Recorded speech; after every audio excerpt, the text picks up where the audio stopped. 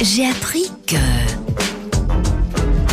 Avec Fabrice de Bacquer. Bonjour Fabrice. Bonjour Jean-Marc. Vous nous parlez du sergent Rat ce matin. Mais oui, encore un héros méconnu de notre province. Le sergent Ratz était né à Salm-Château. Ouais, comme près de Vielsalm. Comme Vielsalm, exactement, donc en 1892. Et le garçon est parti volontaire pour l'armée. Il est rentré au 1er carabinier. Déjà troupe d'élite de l'armée belge. Ouais, je dis ça, je dis rien. Donc volontaire en 1911, il est fait caporal en 1912, il est fait sergent en 1913, il est fait sergent fourrier en 1914.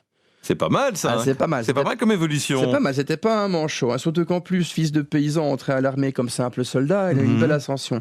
Bon, en 14, une fois de plus, on a la visite des Germains qu'on n'avait pas invité. Ouais. Il fait tous les combats sur les frontières, il fait le repli pour la défense des forts de Namur, il se bat à Anvers, ils se battent à Dixmude, où l'armée belge va quand même bien tenir en 1915 pendant que les Alliés et les Français se réorganisent. On dit jamais ça, mais si. Les Belges se sont quand même vachement bien battus. Excusez-moi de dire vachement, mais ils sont quand même vachement bien battus.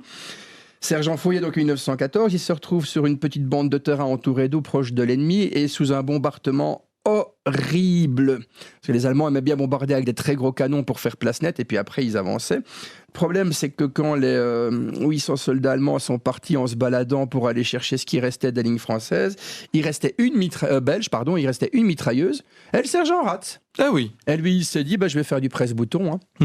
Donc, il a décimé la vague ennemie. Il est resté à son poste jusqu'à leur dernière extrémité. Ils ont dû le tuer à la baïonnette à 8. Ouf. Donc le mec, il n'est pas parti quand il a plus de munitions, il est resté à tirer avec tout ce qu'il avait comme arme. Donc c'est une belle démonstration, une fois de plus, du courage des gens qui viennent de notre province et de la devise « Résister mort », même s'ils n'étaient pas chasseurs ardennais. Par contre, en 1937, quand on va construire le quartier du 3e régiment de chasseurs ardennais à Vielsalm, on lui donnera son nom. Ah, un bel hommage au sergent Ratz de Salm-Château. De Salm-Château, exactement. Merci Fabrice. Au revoir Jean-Marc.